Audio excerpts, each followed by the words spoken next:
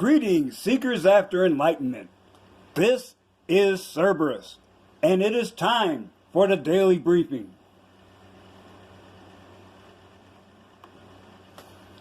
That is reparations.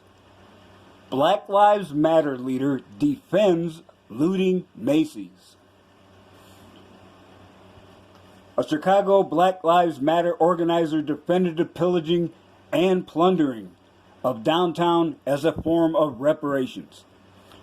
Quote, I don't care if somebody decides to loot a Gucci's or Macy's or a Nike, because that makes sure that person eats. That makes sure that person has clothes, Ariel Atkins said at a rally on Monday.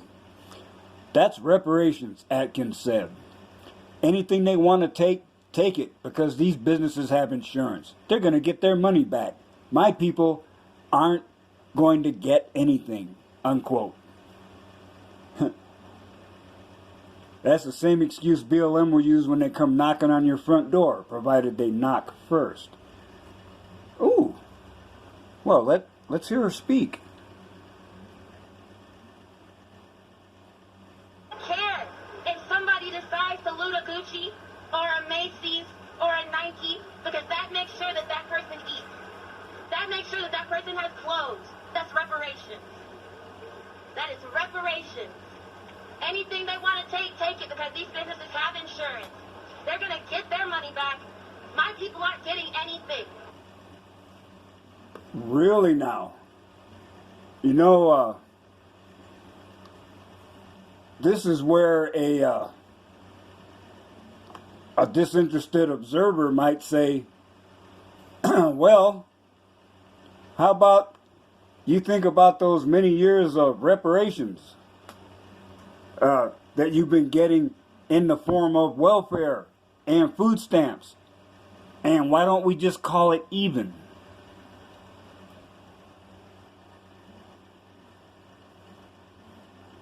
But we don't want to do that, of course. We have already been programmed with the lies we're going to tell you. And we're going to do what we want, and you better shut up or we'll show up in your neighborhood next. Well, you're more than welcome to show up at my place. But don't be surprised if you are met with more force than you expect.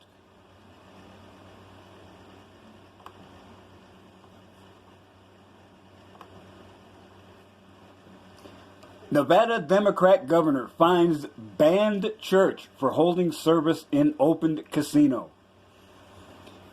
Oh, now this is a good one.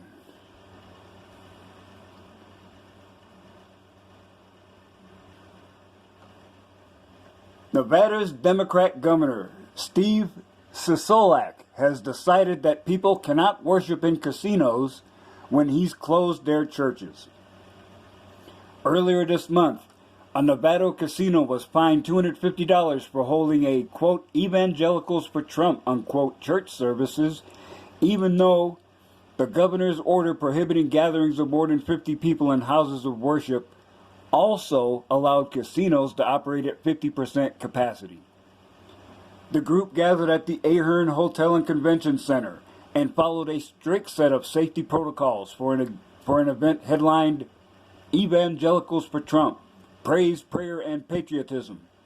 Even though the service was held at a casino that complied with the governor's order, Sisolak punished and condemned the gathering.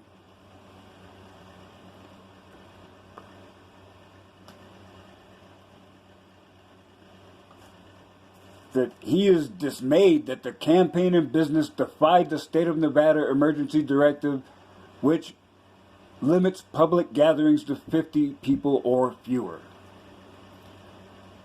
The governor's proclamation was subject to a challenge in July when another Nevada church appealed lower court rulings. The Supreme Court denied a request for an injunction, with all Republican-appointed justices but for Chief Justice John Roberts voting in dissent. Gorsuch wrote, in Nevada, it seems it is better to be in entertainment than religion. Maybe that is nothing new. But the First Amendment prohibits such obvious discrimination against the exercise of religion. The world we inhabit today with a pandemic upon us poses unusual challenges.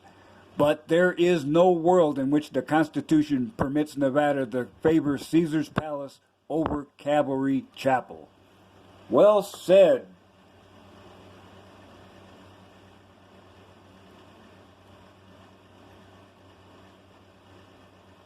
Yeah, and it's something people don't want to talk about, especially on the left. They're the ones that want to keep you in lockdown, make you broke and homeless and without a job. The bureaucrats are still getting a check. Remember that. And also remember, they want to keep the economy on its knees so they can say it's all Trump's fault. But we know the truth. It's really sickening to see this blatant double standard.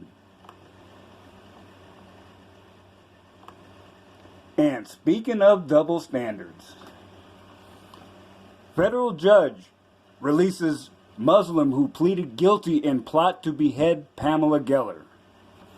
Now, this is Pamela Geller right here. She does a lot of writing about Islam, and they don't like it.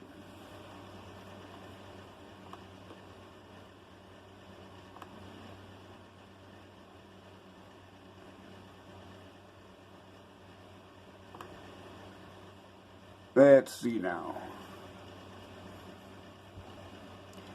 A federal judge on Thursday, citing the coronavirus pandemic, ordered the release of a Rhode Island man who was sentenced to 15 years in prison for participating in a plot to behead conservative blogger Pamela Geller on behalf of the Islamic State. U.S. District Judge for Massachusetts William Young on Thursday announced the release of 29-year-old Nicholas Rovinsky, whose lawyers this week argued that due to his medical conditions, he is vulnerable to illness from COVID-19. The court concludes that there exists extraordinary and compelling circumstance that warrant granting this motion for compassionate release, Young wrote in his order. He was previously slated to be released from federal prison in 2028. He was sentenced in 2017 after pleading guilty to conspiracy in his plot to kill Geller, who organized a Prophet Muhammad cartoon contest in Garland, Texas in 2015. Young reduced Rovinsky's sentence to time served and ordered him to spend the next 10 years in home confinement with electronic monitoring. Young also denied prosecutors' request to delay Rovinsky's release for 30 days while they consider an appeal. Prosecutors argue that the decision is an outcome most would find hard to fathom under the circumstances, especially in the absence of any concrete rationale for the result. We disagree with the court's decision to now nullify that sentence. We realize he has medical issues, but this does not justify releasing to home confinement someone who willingly conspired to kill people for ISIS. So the contest that Geller organized ended in gunfire, with 2 gunmen shot to death by police.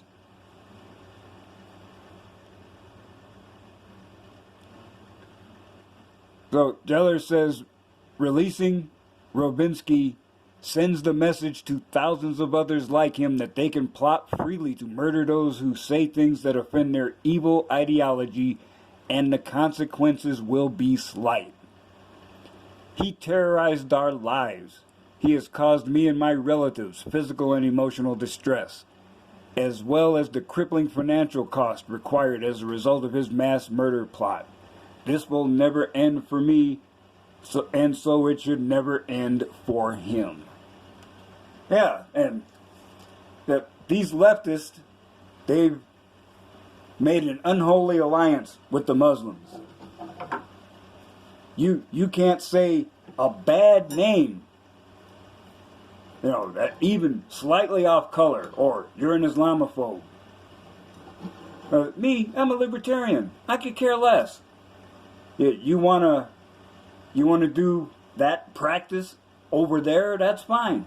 You want to do it here? That's fine. But when you start showing your ass like that, well, that's when the nice guy is gonna go away. And well, let's just say, don't make me show you one of the things I'm good at. And these leftists don't realize that they've made a literal deal with the devil that's going to come back and bite them on the ass. Well, I've done enough gabbing for today, so I am going to get out of here and let you get on with your day. And remember, you have to continually search for truth beneath the rubble of lies. The truth is out there. And even though everybody lies and everybody has spin, if you look hard enough and use your discernment, you can discover the truth. And once you have an obligation to pass it on to others. So until the next time, I still say, when one teaches, two learn.